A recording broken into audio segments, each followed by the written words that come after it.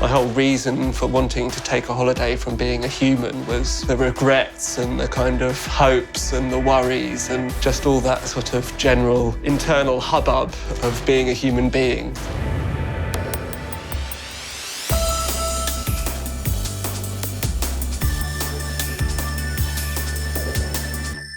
This is Culture Beat, the Creators Project's bi-weekly roundup of the most fascinating, mind-expanding, breathtaking art stories from around the world. In this episode, sculptor Daniel Arsham mounts his first ever color exhibit in New York. Designer Thomas Thwaites takes a vacation from being human as the GoatMan, and South African photographer Tsoku Maela addresses mental health issues with his surreal photographs. Daniel Arsham's work radically shifts our perspective on daily life by turning everyday objects into abstracted artifacts, as they might be unearthed in the distant future. This is actually quite a unique exhibition for me. It's my first solo exhibition in New York City. It's also the first exhibition where I've shown sculptural work in color, which is a kind of new advent within my work that comes from my sort of investigations after having received lenses that correct my color blindness. The sort of concept for this show derived out of other work that I've been making for the last number of years, which really deals with a kind of fictional archaeology. So taking objects from present day and reforming them in materials that relate to geology, crystal, volcanic ash, things of that nature. The work on the second floor is a much more kind of immersive, experiential piece, almost as if you have the kind of scholar, hermit, monk character, and these are the things that he's excavated and preserved. Each exhibition that I've done, I've sort of centered on a particular kind of group of objects to focus on. And in this case, it was all related with kind of sports iconography. I'm trying in a way, and this is an impossible thing to do, but to forget what the objects mean. Designer, artist, and author Thomas Thwaites realized his dreams of escaping the constraints of human nature by building a goat exoskeleton that allowed him to embed with a goat herd.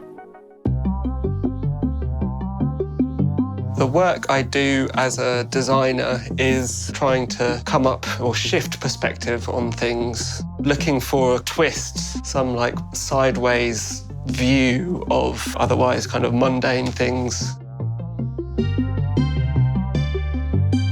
I would describe the GoatMan project as an attempt to use present-day science and technology to achieve what is a kind of ancient human dream. You know, the fact that humans have been imagining themselves as part human, part animal for thousands and thousands of years.